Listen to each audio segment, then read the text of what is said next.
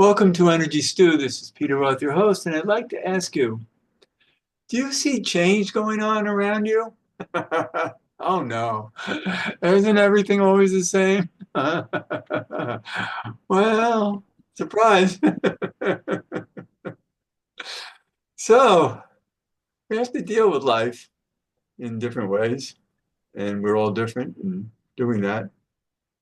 And to get some deeper responses to how to deal with change, I've asked our um, angel communicator to talk with us with angels Raphael and Ariel to talk about change and how we can best manage it or not. So, Adria Estribou, welcome back to Energy Stew. Thank you so much. Happy to be here. Yeah, change is the only constant, I think. It's such a almost a joke. I don't mean that in a sour sense, but because most of us resist change most of the time. So yeah, here we are in a lot of change again. Right, change isn't always comfortable because you don't know if it'll fit or not. There's a lot of fear Hmm. of change. And I don't know who Yeah. feels comfortable in it. Maybe there are a lot of people who just feel comfortable managing it, Hmm. but it has to be managed. And more, I feel just through working with the angels and my own self that we're moving big picture from a time of almost I mean everything's moved, like even something that seems solid, right? Like a bookcase, I think the atoms are moving in it. I'm not a scientist, I can't explain that well, but we're moving from things that seem to be structural and solid to a much more fluid state of being, which I think is starting to play out in terms of how fast circumstances move and change in our lives, how fast we can get things we want, but also it's fluid for everyone, so things are likely to be more changeable around us, is my guess. And we are changing, in my view, as a species as well, in terms of our abilities expanding, our spiritual capacity expanding. Not everyone needs to move in that direction if it's not of interest to them, but it's a tremendously fluid. It's like we're moving, changing from a solid to a liquid, you know? So that's a lot to adjust to. Yeah, solid is dense and heavy. But predictable. That's true. But also you can't change as much as a solid, you know, when you're fluid. Oh, I like that, but only for a little while. Let's try something new. It's so it kind of getting used to how change can work for us is maybe one of the strategies for when change seems to work against us. Well, that's all right. We're in a fluid time. Either it probably won't last very long, or how can I shape this to be more to my liking for a minute? Well, I'm thinking about astrology, and when you look at transits in astrology, you see that the planets are often moving in ways that make us unhappy, that make us struggle a bit. And so we can't help it but go through times where the planets just aren't lined up right for us. Mm. That's change. And then they change back to, and back and forth and give us opportunities to have to think differently. Yeah, even the seasons in that sense, although they're different each year, I mean that changes is the constant there too. Stay Right. one way for a little while and then it's time for something new. So we can't hold on too tight to anything. And then I'm also thinking of suffering because Mm. of change, because with change, we have to let go of things that we might be feeling need to hold on to. And the loss of something we're happy and familiar with Mm. can also is a big reason for suffering, attachment to it. This is Angel Raphael. Suffering is a beautiful concept to add in, perhaps in a new vantage point here. In moving into more fluidity and more rapid change as the constant, then if you have been in a suffering state, whether it's physical, mental, or emotional, or spiritual, it's time to drop that as well. In other words, the fluidity facilitates leaving behind your greatest depth of sorrow as well. So this is not just about circumstances. Let's say, oh no, I'm too old to adapt to all this change and what's going to happen. It's more about, from angelic standpoint, finally, those old wounds, those old burdens that you have either strived to heal or get rid of or pretend they are not there, but you don't like, it's finally easy to shift that. So there's quite a lot that happens in this environment in addition to, let's say, what can feel overwhelming or a lot mentally to adjust to. There's also, since you mentioned the word suffering, we want to point out this is going to be a great letting go this next decade of suffering for most on Earth. So, do we mean there will never be pain or sorrow? We do not, but there has been in this steady state, sort of like frozen water, whatever patterns were there were held for a long time. So now, when you come into your still water but more fluid, conceptually speaking, not scientifically so, you can let go of those old patterns of sorrow and suffering and regret and try different things. Interesting that time is shifting us to a point where we're we have no choice but to try new things. Hmm. And then what do we try? And who knows where that will lead us. But I think I like what you said about that there'll be less suffering over the next 10 years and what that means.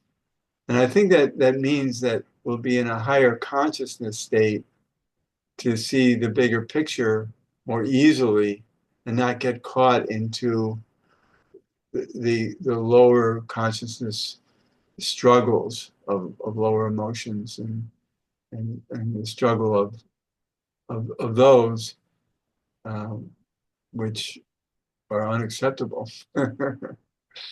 Absolutely, it's a choice. Much of suffering is a choice. This is Angel Raphael, but we also see that human conditions for suffering are going to ease up. So some things that you would say for most people, if they're too cold in winter or too starving, suffering will occur to some extent, even to those in higher vibration. There'll be much less of that on planet Earth because of choices people are going to make, let's say, towards sharing, mm, to oversimplify, but there's going to be practical fundamental change on the physical level on this planet in terms of how people relate with one another and share. So, because of that as well, there'll be less suffering, but also this attachment to, well, I need to suffer because I always have. Well, people will just wake up to en masse, we would say, even those who are not on mystical spiritual journeys. Oh, I don't need to feel that way tomorrow just because I felt that way the last 20 years. I could do something else now. So almost just letting go of a blanket, getting up out of bed. That's simple. Like, oh, I don't need to stay in that state. And I think one of the biggest triggers of struggle is fear.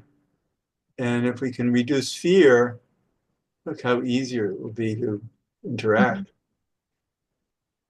And fear, this is Angel Raphael, is to oversimplify again, for most is about lack of control over what happens next. So this is where the interest in so many future predictions come about. Well, if I can just know I can control my part of it, or I can control my experience of the world, even if I can't control the world, if I know in advance what's to come.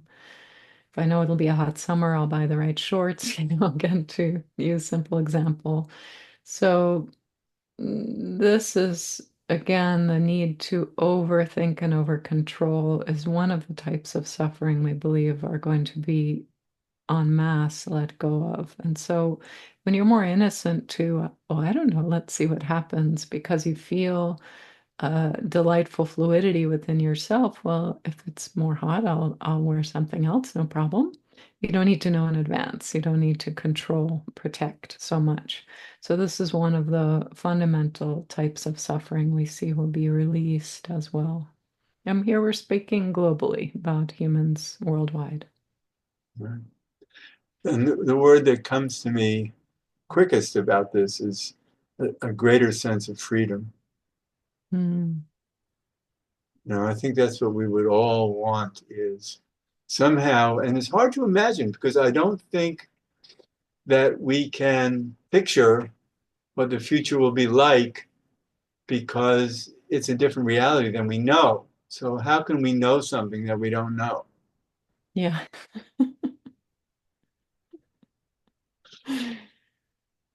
So we have to uh, surrender, to the unknown, but somehow have the confidence to not fear it the same way.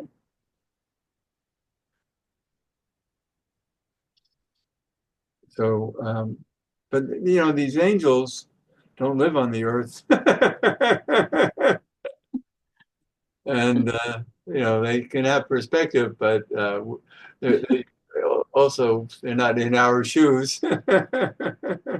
But I'm glad to hear their wisdom, um, Mm, because maybe that's what it takes, to be here in our shoes. We might not be wise enough to know better, and fall back into limitation. mm. This is Angel Ariel. Yes, absolutely. The angelic does not have the visceral experience of life that the human does, and yet we are primarily in service with humankind. We're co-creators of this universe along with humans. So we have walked side by side with humankind from the beginning, and the angels did exist before the first human, but we know enough about you to predict and help in our way. But yes, you're right. We're not in the visceral, literal shoes, but our project is very much humankind. Yeah, thank So you. perhaps touching down from some heaven above to occasionally visit and out of touch with what happens on Earth, right? We're very, very much wrapped up around and in and through humans on Earth. This is our dwelling. This is our place as well. Yeah, and it's hard for us here to picture the perspective that they have that we don't have, and can ask for guidance from that. Um, because also I would imagine that even though they really can't tell us the future, they probably Mm. know more about it than we would think. Yeah, this is Adria. What's interesting about that, because I have individual clients too in small groups, and people do ask about things in their futures. And sometimes there's helpful information that the angels have because they can see, oh gosh, I don't know, maybe a past life or some hidden pattern with someone that's, why are we stuck in some way? But mostly they put it back to whoever's asking, well, what do you want? It's more important for you to get clear about what you want so you can create it. Because this idea of a future that's something we're walking into without choice about it just doesn't match what how I see the angels interacting with people. And so I think I've to believe less in that as well. I do believe in probabilities, even for me, like given my personality and things I've chosen in the past, it's pretty likely I'm going to do this or, uh, respond in a certain way, but it doesn't mean I have to. And especially if I become aware that I have a certain pattern, do I like it? Maybe I can rely on, oh, I tend to be kind or I tend to be calm. That's great. I'll keep those things. But there's some I don't like, so it doesn't mean I'm locked in. No, I think the idea is to have more choice and but to have more choice from a vantage point that we don't have now. In other words, as consciousness rises, Hmm. I think we'll have more clarity of choice and Yeah. of opportunity that our choice can follow, so that we're not as locked in. I think some of our being locked in has to do with our ignorance Hmm. or consciousness. Absolutely. This is Raphael, and largely ignorance of how much power you have as a unique soul. So, yes, there are nuances and distinctions, as you're aware, as you teach about that for many. And many people believe it is beyond their power to do much in this world, and that is not shared with the angelic. We do believe in the power of the individual soul, uniqueness of the individual soul to make impact, certainly on the individual's own life, but also on the global scale. So we do think that is some of the ignorance that will fall away, is this sense of I'm not enough, I can't do it on my own, I can't make a difference, I can't shine a light, or I can't make a change. Those we would say are false perceptions that I think most. I'm sorry to interrupt you, but I think it comes from again, coming back to ignorance, comes from a place that we just are clouded and we can't see how to make a choice. We can't see what to make a choice about because we don't know enough about our lives and our and the world that we live in, that we'll know so much more about it as consciousness increases and our clarity grows. Yeah, I love that. This is Adria. I'm coming back in my mind to the image the angels just spoke about ice versus water. And I think ice is moving just a lot more slowly, right? So if there's just in that context of whatever pattern of the cloudiness is because our change, our ability to move it is so slow it perceives seems like it's not able to be changed at all. And as it becomes more fluid, maybe that'll just become more apparent how much we can move things. I love that. So we are in a time of great change right now on the planet, Mhm. of politics, government, wars, economy, climate. So much is happening that, in a way, is unexpected and moving us towards even greater change in ways that we might even feel helpless about. And how do we handle that? This is Angel Raphael. There's two things we see here, again, on the global scale that we want to point out because they're positive and often overlooked right now. And one is the empowerment at a community, local community level to make change. And so you see this play out when government fails or government is not what you want or environment overpowers government, in case of a flood and so on, hurricane, that it really is the people around you, 20 city blocks or 3 miles, something like that, local level, where you begin to understand how powerful a small group is to protect, to grow, strengthen, artistically express, whatever it is. So, this is one of the strengths we see coming forward, sometimes because of lack of strength in what you might call central government, but most often in a positive light that people feel more free to look around and who are my neighbors and can I share this gift I have and I love to cook this thing or I love to paint walls. Can I make the neighborhood more beautiful? It doesn't always have to be disaster minded, right? That we see that community is going to flourish. And that's one of the strengths we see in how humanity is evolving globally. The second thing we see is this resilience to change, which it increases paradoxically because of more change. Once you face so many waves of change and see not just did I live through it, but some good things happened, then there's less of a resistance to changing, to being I like that. impetus for change. Now, And then, right, right, to like change more because we feel more comfortable about handling it yeah. and bring it on. It's like, all right. But but it comes from a vantage point that I don't think most of us have yet, Mm. which is why we're trying to hold on and not change so much because it's too frightening. But to imagine that we'll get to this place that change feels good, um, which I think takes a lot of courage and Mhm. um, belief in oneself. Yeah.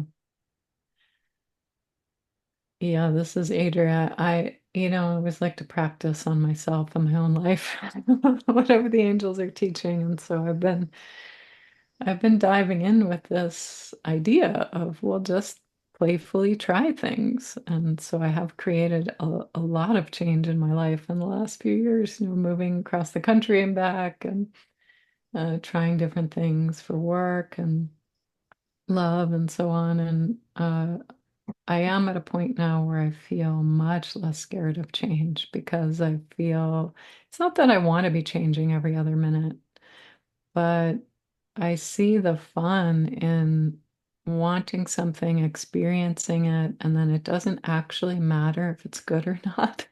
Because if you love it, you can have more or change it a little. And if you don't love it, you just drop it and do something else because it's so much more fluid. And so it is one of those things I can see in my own life that that's played out where now because there's been more change that mostly I provoked, I don't feel as scared about what's going to happen in the world as I think I would have 5 or 10 years ago because I see, well, let's what do we make of this? How do we use it for brilliance and light and change and positive change? And some of it also has to do with age and where we are in life. Mhm. Because I'm at a time where I I hate to say it, but suffering from old age because I have physical disabilities. So I'm Yeah, not as mobile or capable as I used to be. So I don't know physically how. I guess it's physical that at age, I'm in my, well into my 80s, and it's like, hmm, how much change can I handle physically? yeah. But I think mentally, I'd be fine. I guess. So some of us, I think, hold on having to do with other situations rather than just spirit. Sure, and family, physical things, absolutely. Yeah. Yeah, I have grandchildren who fortunately live close by. I don't want that to change. So, but things Mm. happen and we adapt to it. But certainly, many of us have created lives. I've been in the same apartment now for 49 years. Luckily, it's a wonderful apartment, and I'm very happy where it is and how I live here and Yeah. raise my family here. So I'm very happy. I would hate to change that at all. So, but you never know. Um, This is but, Amy Raphael. Let's pull the thread of this for a moment but because just as things are more fluid to change doesn't mean that everything will change, or that if it does change, let's say something happens, your roof leaks in your apartment, that you can't change it back. So it it gives you more strength to hold to those things that you do want unchanging, like family nearby and so on. Yeah. And so, but then again, I think we just have to realize that, for instance, the young people, like my grandchildren, need change, Mm. because they're coming into a world that has to be different to meet their needs, which will be different from, other generations. So all the power to them. But I think they're born, I think all children now, their souls came here to be born into a world of change and an opportunity that us older folk haven't seen. One of the most profound questions that angels asked a small group of us recently is, for us to ask ourselves, why did we choose, so as adults, let's say now, why did we choose to be born now? So we're going through a tremendous amount of change and upheaval for the good, but it's upheaval, as opposed to those babies that are being born now who are probably going to have a very different life experience, which where they're basically coming in after the change, right? So why did each of us decide to come? Just a question to reflect on now during all of this upheaval and change, or maybe something you're really, as a personality or a soul, curious about or questing to be a part of, to be to be part of this as a conscious adult during this time on Earth. It's kind of an amazing and special time. And I guess it's in all right order for our soul purposes for each of us. Mhm. And so we're getting near the end of the show. Tell us about how people can find you. Oh, yes. Wingsound.com, wingsound.com. And I have an email list if you want updates and a YouTube channel and Instagram, although I'm not very active on either of those. I do monthly YouTube broadcast. Yeah, so you have broadcasts that people can register for. Yeah, classes about every week. And you do see clients privately. Yes, yes. That's great because a lot of people want to know what the angels can tell them. Yeah, You see that all the time. very eye-opening. Yeah, good. Thankfully. All right, so Adria Estribou, this is always enlightening to speak with you, and I just love to chew on all of these ideas and the angels participating with their higher wisdom. It's great. So thank you so much for being back on Energy Stew. Thank you. A delight as always. Thank you. And this is Peter Roth, your host of Energy Stew at prn.live. I can be reached at peter at heartriver, HEART river.org. I'd love to hear from you, and thanks so much for listening.